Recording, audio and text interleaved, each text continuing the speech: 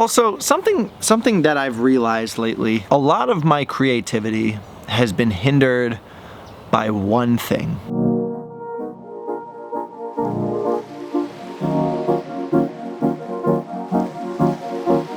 Okay.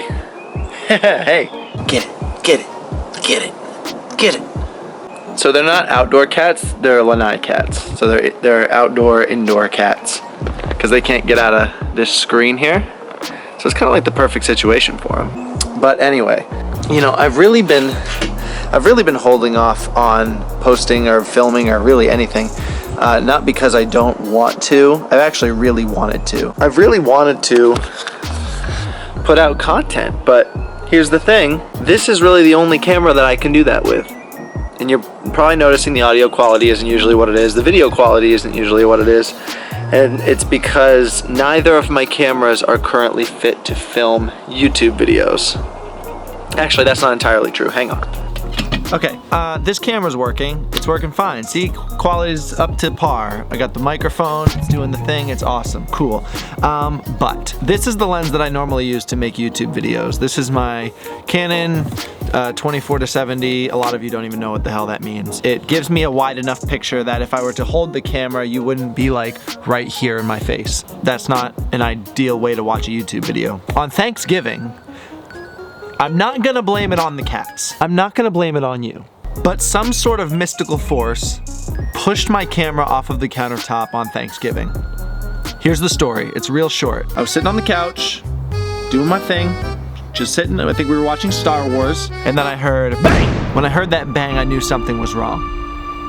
I knew something terrible had happened. I peeked around the corner. The kittens were nowhere to be found. This is why I'm not directly blaming it on them. My camera was on the floor. Now, thank you. My actual camera was not damaged. However, it didn't go without some casualties. My lens, my poor lens, no longer works. That's all it does. I haven't looked into it too much yet because the repair cost of a lens, no matter what the problem is, it's gonna be hundreds of dollars. And money don't grow on trees, so this has had to wait because truthfully, even though I do use my camera to make money, I don't need this lens to do so 90% of the time. So I haven't been putting it off, it's just like, it's not in the budget right now and I can't, it's just tough for me. Now, this isn't my only camera. I have another one as well. This is the camera that I use to make a good chunk of the videos on this channel. I'm testing out this camera. It is a Canon 70D. Shut the f up. This camera and this lens is the perfect camera for vlogging. It's perfect. This is the saving grace of making YouTube videos right here. And this camera, also dead. Doesn't work. I could try to turn it on and off all I want. I've Googled it, I've tried everything. And truthfully, this is an old camera body. Canon probably doesn't even service this camera anymore, and if they do, the cost of replacing it would just be, it'd just be better to buy another one. So this is a no-go as well. And I know what you're thinking, Matt, why don't you just take this lens off and put it on this camera? Well, my friend, it's not that easy. This is what's called a crop sensor. This little mirror that's in here is smaller than the mirror on here, so it doesn't fit. And you're probably wondering, how are you making this video right now? You're talking about all these lenses are broken, you can't do this. I'm actually borrowing this lens from Doug because I had to shoot something that required a wider lens, so he has this lens and I don't, so I was like, hey Doug, can I borrow it? And so I figured while we're here, I would set the camera up and make a video, but ooh, it got bright. We're gonna have to fix that, okay. Also, something that I've realized lately, a lot of my creativity has been hindered by one thing: the expectation of results. Recently I've been sort of going through my life with a fine-tooth comb and, you know, sort of making sense of a lot of things. I guess that's sort of what you do when you reach young adulthood and you turn 23 and things start sort of making sense. I used to just make videos to make videos. Like, I literally never cared how many people watched. I never cared if I made money off of it. I never cared about any of that at all. It was just for the sake of doing it. And that's where I found the most enjoyment from it. And I know you hear it all the time where it's like, when your hobby becomes your job, it becomes less fun, and, you know, it's totally true, but it doesn't necessarily need to become your job in order for you to lose the fire. It's sort of when you start expecting results, be it monetary or external validation or just views or whatever. If you desire a certain result from your craft that isn't just enjoyment and creating something cool, then it sort of takes the fun out of it. That's not just with making videos, that's with a lot of things that I enjoy doing. Recently, I just picked up the guitar again, for example. Do I plan on being a musician? No, not in the slightest. But that's not the point.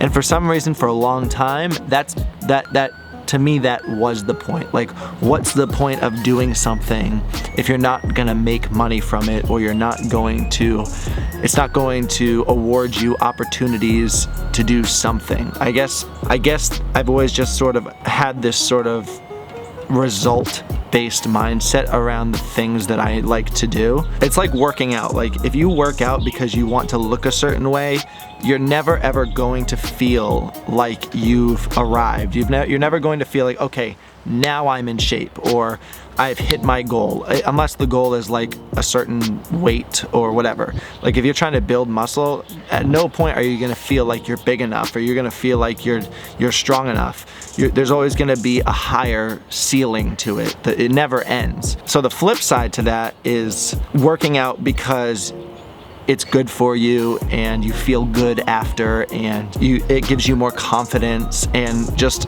different reasons than seeking a certain result. I think one way to do it is going to yield better results than the other one. How many times do you have a New Year's resolution to get in shape?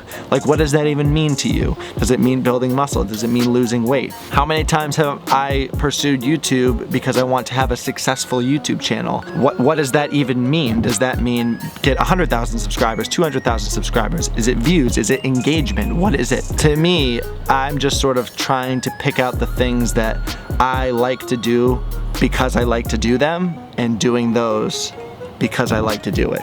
But yeah, that's sort of where my mind's been at. I've been rambling for a while here. I don't know what this YouTube channel is gonna look like. I don't know.